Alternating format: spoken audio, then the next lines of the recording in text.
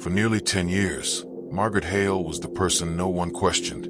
At Grace Covenant Church, she was the trusted Sunday school teacher, soft-spoken, dependable, and deeply involved in community outreach. Parents left their children in her care without hesitation. Church elders praised her commitment. To most people, Margaret represented stability, faith, and moral clarity. But Margaret Hale was living two lives. Behind the hymns and lesson plans was a carefully hidden operation, one that relied not on force or fear, but on trust. Margaret quietly ran a faith-based financial scheme, presenting it as informal community investment circles. She told church members their money was helping fund low-risk housing projects, Christian charities, and small family-owned businesses. Everything sounded reasonable. Everything sounded righteous. None of it was real. There were no projects, no charities, no businesses. What Margaret actually built was a layered financial network, multiple accounts, rotating contributors, and carefully timed withdrawals. Each group believed they were alone. Each thought they were helping something good. In reality, they were unknowingly feeding the same system. Her reputation was her shield. The exposure didn't begin with suspicion. It began with pattern recognition. During a routine compliance review at a regional credit union, a senior analyst noticed something subtle. Small transactions moving with unusual precision across accounts that should never have been connected.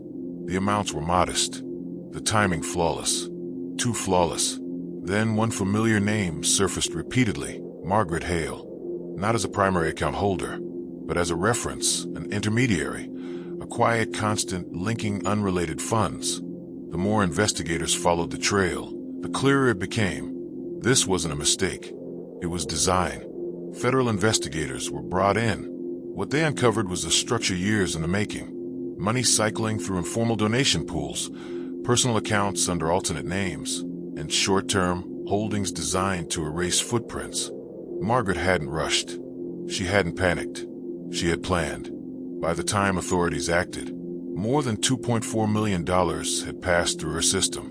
Over 40 victims, many elderly, many financially vulnerable, had trusted her without question. Her arrest came quietly, on a Sunday morning, less than an hour after she finished teaching a lesson on honesty.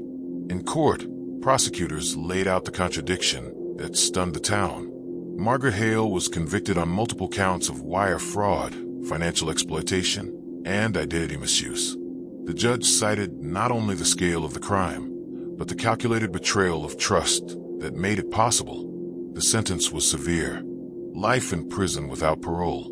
As the verdict was read, former church members sat frozen, trying to reconcile the woman they prayed with and the criminal revealed before them. Grace Covenant Church still struggles to recover. Attendance dropped. Trust fractured. Some members never returned. Prosecutors argued that Margaret Hale understood systems, financial, social, and psychological. She didn't intimidate her victims. She reassured them. She didn't rush. She waited. The court concluded that the crime was not accidental, emotional, or reactive. It was deliberate, structured, sustained. Trust was not collateral damage. It was the method. And the question that lingers is not about crime, but perception. How many lives can one person live before the truth forces its way out?